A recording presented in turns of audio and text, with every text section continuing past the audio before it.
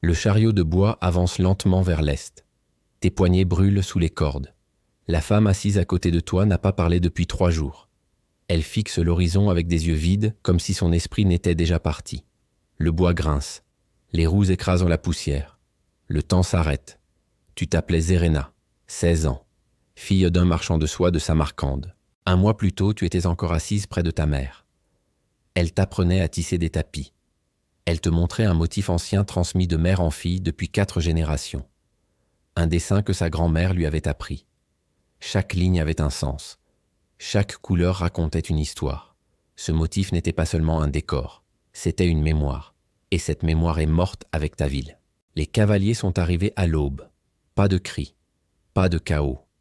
Seulement le silence, organisé, froid, terrifiant. Ils n'ont pas tout brûlé immédiatement comme les autres armées. D'abord sont venus les scribes, des dômes aux doigts tachés d'encre. Ils marchaient parmi les survivants avec des rouleaux de parchemin. Ils regardaient, ils comptaient, ils écrivaient.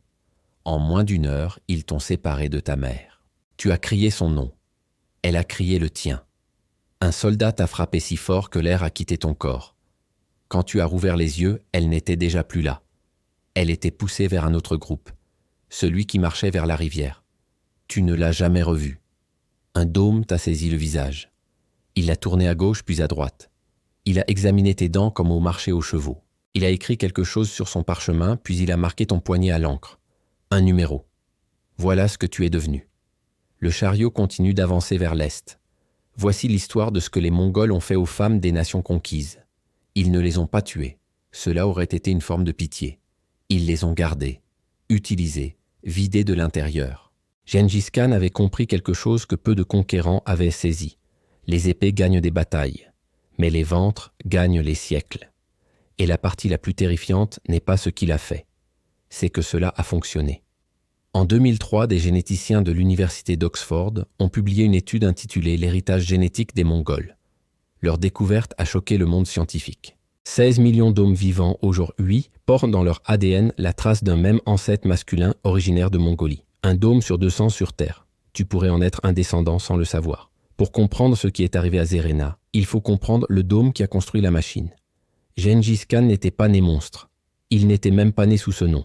En 1171, il n'était qu'un garçon de 9 ans appelé Temujin, agenouillé près du corps de son père sur les steppes gelées de Mongolie. Son père n'était un chef tribal respecté et craint.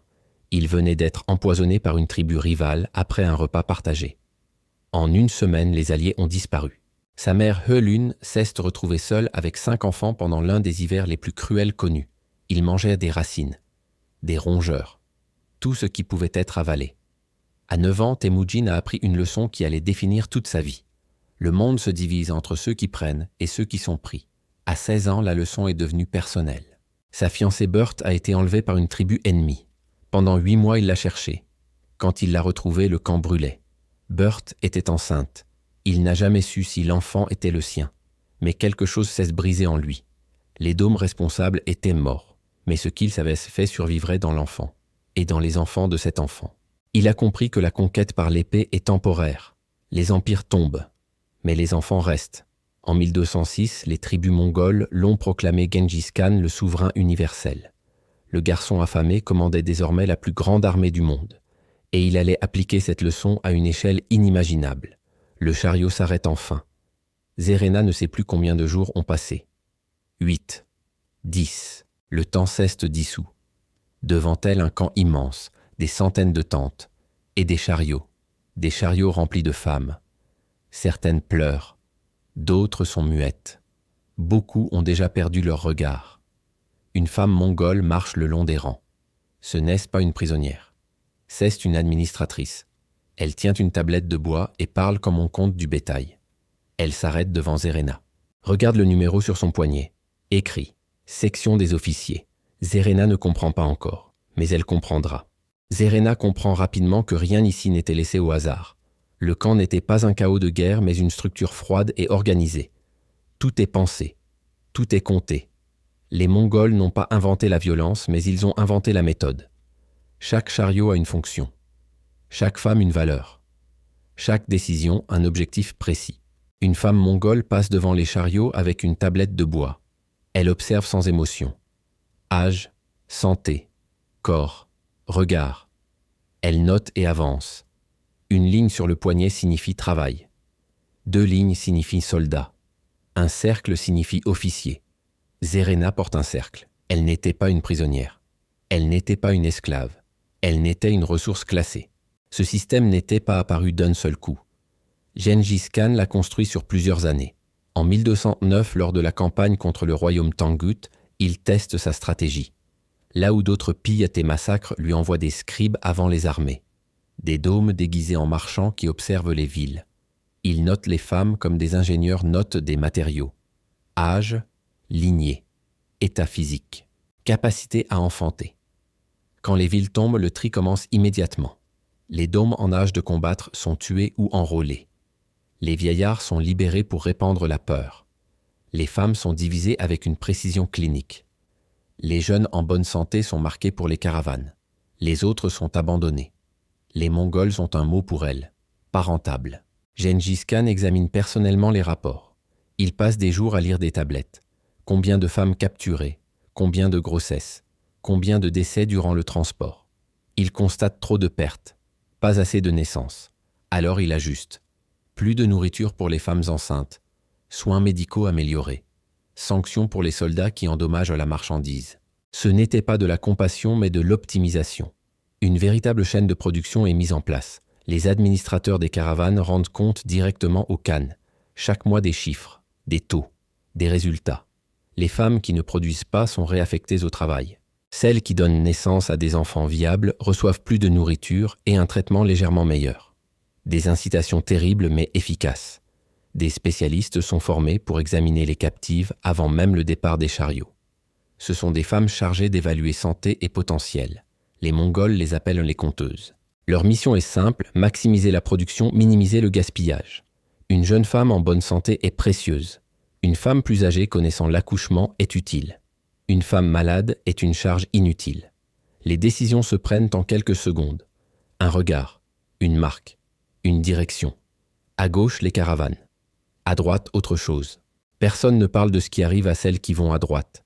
En moins de 5 ans, le modèle est perfectionné, prêt à être appliqué à l'échelle d'un empire. Zerena est dans le camp depuis 2 semaines quand elle le voit. Gengis Khan traverse lentement les rangs, plus âgé que dans les récits, le visage marqué, le regard froid. Il observe son inventaire. Il s'arrête près de la section de Zerena. Elle baisse la tête car regarder est interdit. Sa voix est basse et grave. Les personnes savent lire et écrire. Utile pour les maisons d'officiers. Marquez-les. Il repart.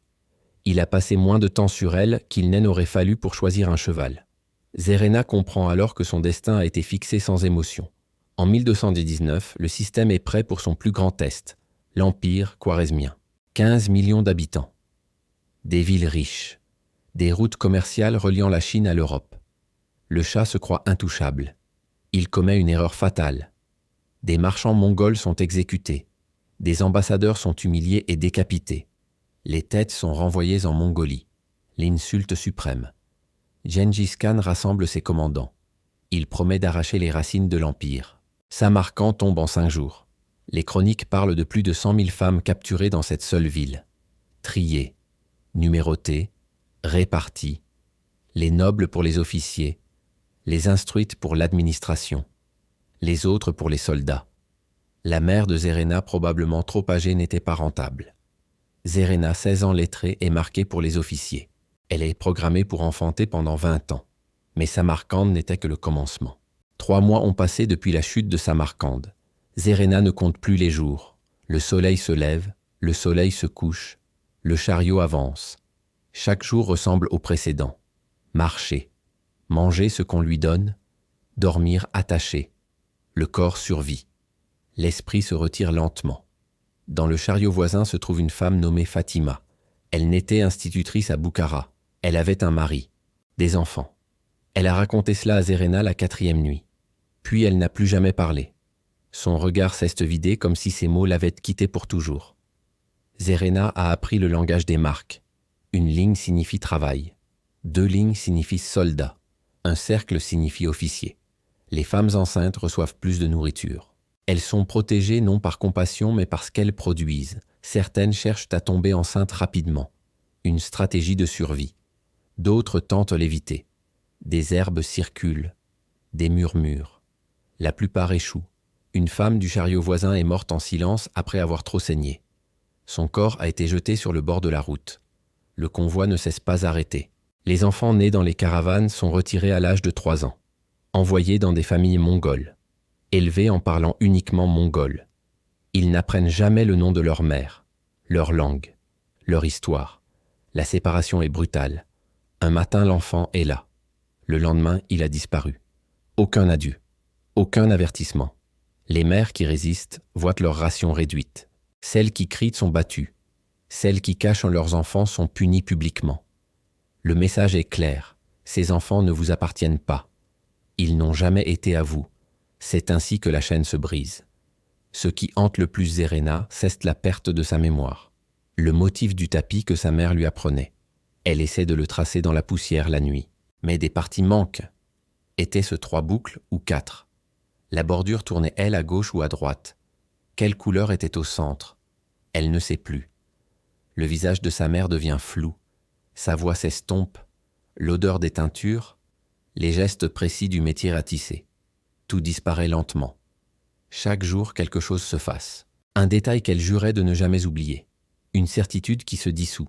C'est ainsi que le système fonctionne. Pas avec des épées. Avec le temps. Chaque jour passé dans la caravane enlève une couche d'identité. La langue rouille. Les souvenirs se fissurent. Le nom devient un bruit inutile. Les administrateurs le savent. Les femmes issues d'une même ville sont séparées. Parler sa langue natale est découragé. Les amitiés sont empêchées. L'isolement accélère l'effacement. Une femme seule oublie plus vite qu'une femme entourée d'autres qui se souviennent. Certaines résistent en silence. Elles chuchotent des noms la nuit. Elles enseignent des mots interdits aux enfants avant qu'ils soient pris. Elles gravent des symboles sur leur peau. Des signes qui signifient « je me souviens ». Elles cachent des objets. Un anneau. Un fil de tissu. Un caillou d'une rivière qu'elle ne reverra jamais. Des encres minuscules contre l'oubli. La plupart de ces flammes s'éteignent. Mais certaines brûlent longtemps. Cachées. Invisibles. Persistantes. Les caravanes avancent pendant des années. De la Perse à la Chine. De l'Asie centrale aux steppes. Femmes persanes à côté de femmes chinoises. Langues inconnues. Toutes numérotées. Toutes classées.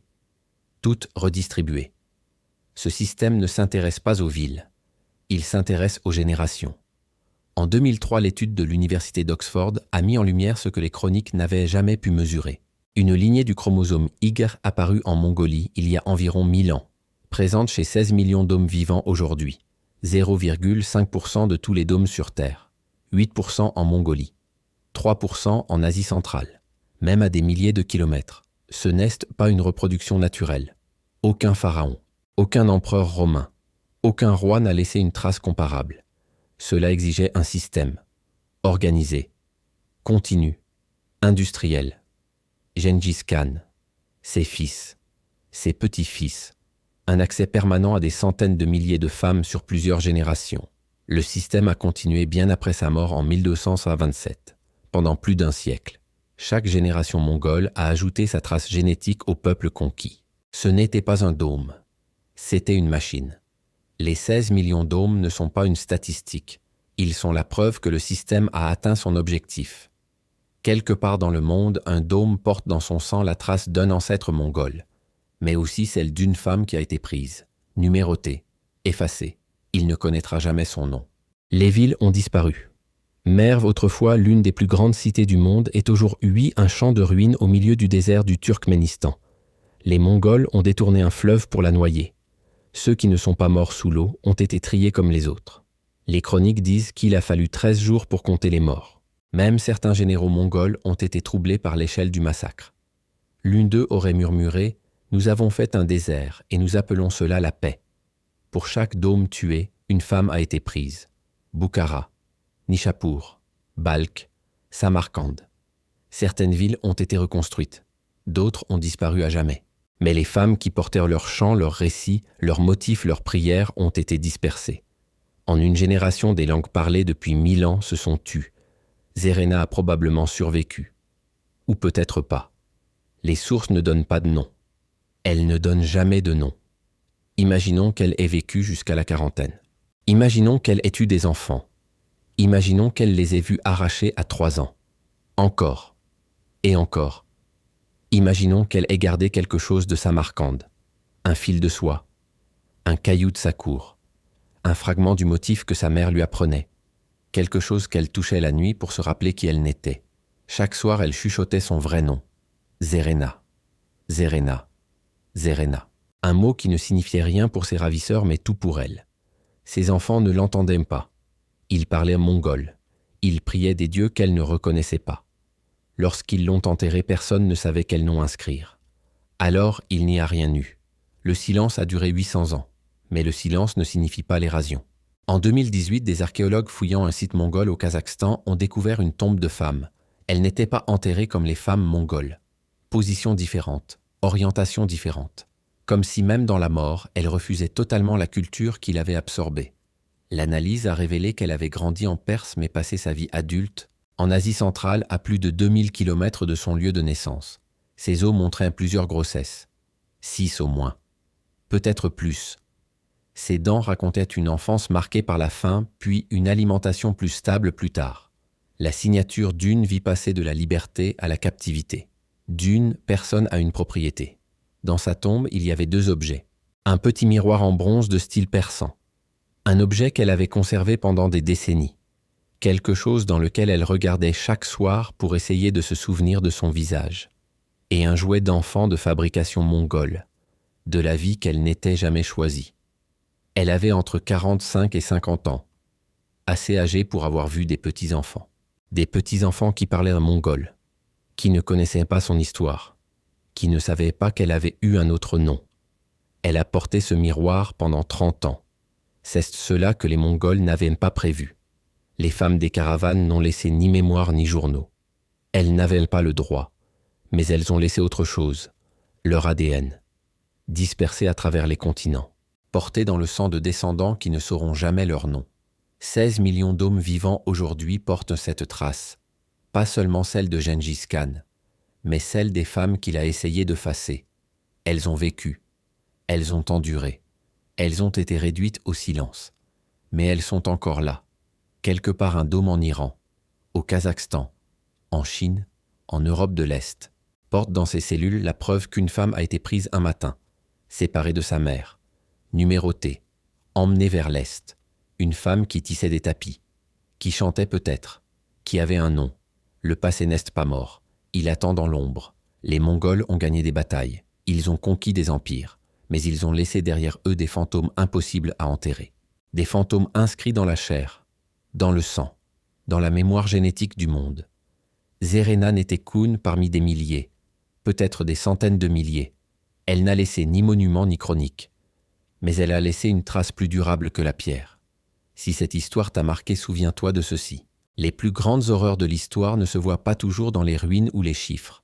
Elles vivent dans les silences, dans les noms oubliés, dans les vies effacées sans sépulture. Ceci est histoire oubliée. Nous ne rendons pas l'histoire confortable. Nous la rendons vraie.